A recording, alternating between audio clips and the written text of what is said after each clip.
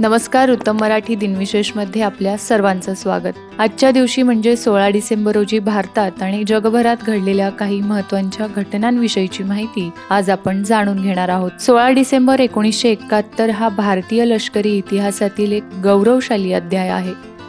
या दिवशी Pakistani general Amir Abdullah Khan Niazi यांनी 93,000 पाकिस्तानी सैनिकांसह भारतीय सैन्यासमोर आत्मसमर्पण केलं। त्यामुळे बांगलादेश हे नव स्वतंत्र राष्ट्र म्हणून अस्तित्वात आलं। भारतीय लष्कराने हा विजय अवघ्या 13 दिवसांत मिळवला, ज्यामुळे जगाने भारताची लष्करी ताकद आणि रणनीती ओळखली।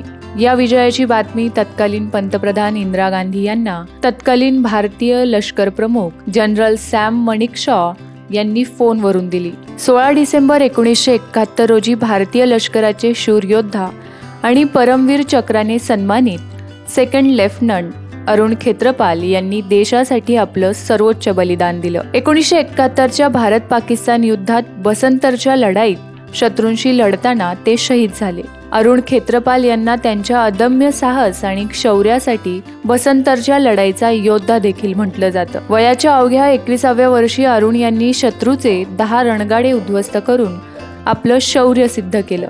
निर्भयाची घटना 16 डिसेंबर 2012 रोजी घडली। या घटनेनं फक्त दिल्लीच नाही तर संपूर्ण देश हादरला होता। याच दिवशी एका पॅरामेडिकल विद्यार्थिनीसोबत चालत्या बसमध्ये 6 गुन्हेगारांनी पाशवी कृत्य केलं। निर्भयाला गंभीर दुखापत झाली आणि उपचारांदरम्यान 29 डिसेंबर रोजी सिंगापूरमध्ये तिचा मृत्यू झाला। या घटनेच्या 9 महिन्यानंतर सप्टेंबर 2023 मध्ये ट्रायल कोर्टाने रामसिंह, पवन, अक्षय, विनय आणि मुकेश या दोषींना फाशीची शिक्षा सुनावली। खटल्यादरम्यान मुख्य आरोपी राम सिंहने तिहार तुरुंगात आत्महत्या केली। त्याचवेळी अल्पवयीन आरोपीला कायद्यानुसार सुधारगृहात केवळ 3 वर्षांसाठी ठेवण्यात आलं होतं। उर्वरित 4 दोषी पवन, अक्षय, विनय आणि मुकेश यांना 20 मार्च 2020 रोजी दिल्लीच्या तिहार तुरुंगात फाशी देण्यात आली।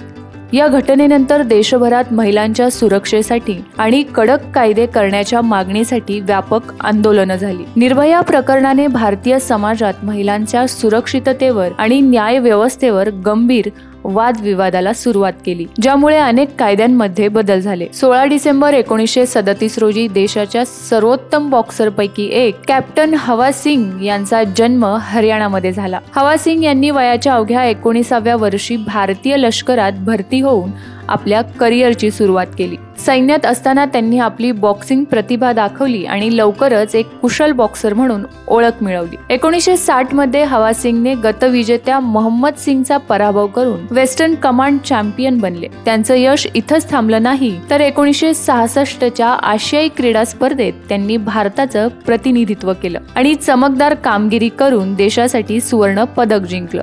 हवा सिंग हे त्यांच्या काळातील सर्वोत्तम खेळाडू तर होतेच, शिवाय ते भारतीय बॉक्सिंगसाठी प्रेरणास्थानही बनले। मराठी चित्रपटांसह बॉलिवूडमध्ये स्वतःची अशी वेगळी ओळख निर्माण करणारे लक्ष्मीकांत बेर्डे यांचं 16 डिसेंबर 2004 रोजी निधन झालं। अगदी कमी काळातच प्रेक्षकांच्या मनावर छाप सोडणारे लक्ष्मीकांत बेर्डे आजही त्यांच्या अभिनयानं प्रेक्षकांच्या मनात जिवंत आहेत। 1990च्या दशकात महेश कोठारे आणि सचिन पिळगावकर या दिग्दर्शकांबरोबर अशोक सराफ आणि लक्ष्मीकांत बेर्डे यांनी अनेक सुपरहिट आणि दर्जेदार चित्रपट मराठी चित्रपट रसिकांना दिले। बेर्डे यांच्या अभिनयाने आणि विनोदी भूमिकांनी आजवर प्रेक्षकांच्या मनात एक वेगळं स्थान निर्माण केले। 2004 साली प्रदर्शित झालेला पछाडलेला हा त्यांचा शेवटचा चित्रपट ठरला। तर हे होते आजचे दिनविशेष। तुम्हालाही आजच्या दिवसाबद्दल काही खास माहिती असेल तर आम्हाला कमेंट करून जरूर कळवा आणि असेच नवनवीन व्हिडिओज पाहण्यासाठी उत्तम मराठी न्यूजला सबस्क्राईब करा।